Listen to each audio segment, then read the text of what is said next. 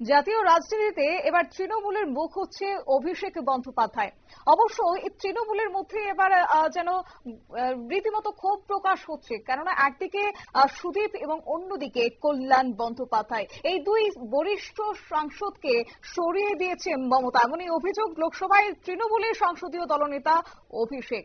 যাবো বিস্তারিত, আমাদের সঙ্গে যুক্ত হয়েছে প্রতিনিধি শেখ মনিরুল। মনিরুল, হঠাৎ করে এই দুই সিনিয়র সাংসদকে সরিয়ে দেওয়ার পেছনে মূল কারণ কি রয়েছে, কি জানতে পারছো? দেখো, দলের মধ্যে কিন্তু কল্যাণ বন্দ্যোপাধ্যায় চিফ হুইপ তাকে সরিয়ে দিয়ে যাচ্ছে মমতা বন্দ্যোপাধ্যায় এবং তৃণমূলের একান্ত মমতা অনুগামী এবং দলের মধ্যে অভিষেকের কিন্তু বিপরীত মেরুতে অবস্থান করছেন কল্যাণ বন্দ্যোপাধ্যায়।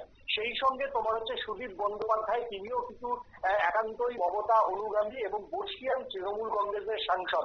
এবং মমতা বন্দ্যোপাধ্যায় যেদিন থেকে রাজনীতি শুরু করেছেন সেদিন থেকেই দলের এই দুই প্রবীণ নেতা কিন্তু মমতার সঙ্গে রয়েছে।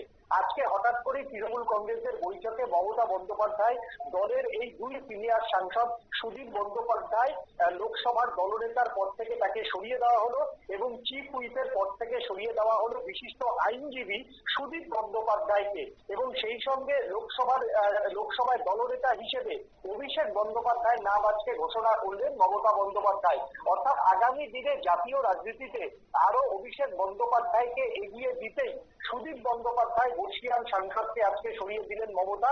সেই সঙ্গে দলের চিফ হুইপ যিনি মমতা বন্দ্যোপাধ্যায় যতগুলো এখন সরকার আদালতে কোণঠাসা, সেই প্রত্যেকটি জায়গা থেকে তৃণমূলকে বাদ করার পক্ষে বারবার কিন্তু আইনজীবী হয়ে সুপ্রিম কোর্ট থেকে আরম্ভ করে কলকাতাতে সওয়াল করেন কল্যাণ বন্দ্যোপাধ্যায়। মমতা বন্দ্যোপাধ্যায়ের অন্যতম ভরসাযোগ্য। এখনো পর্যন্ত কিন্তু সুদীপ বন্দ্যোপাধ্যায় একবার তৃণমূল ছাড়লেও কল্যাণ বন্দ্যোপাধ্যায় কিন্তু কোনোদিনও দল ত্যাগ করেনি। তিনি কিন্তু বরাবরই মমতা বন্দ্যোপাধ্যায়ের সঙ্গে রয়েছেন।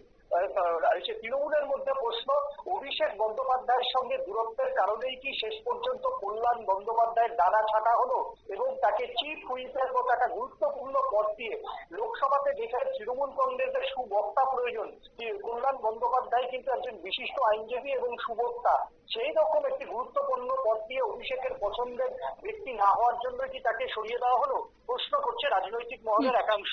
ধন্যবাদ।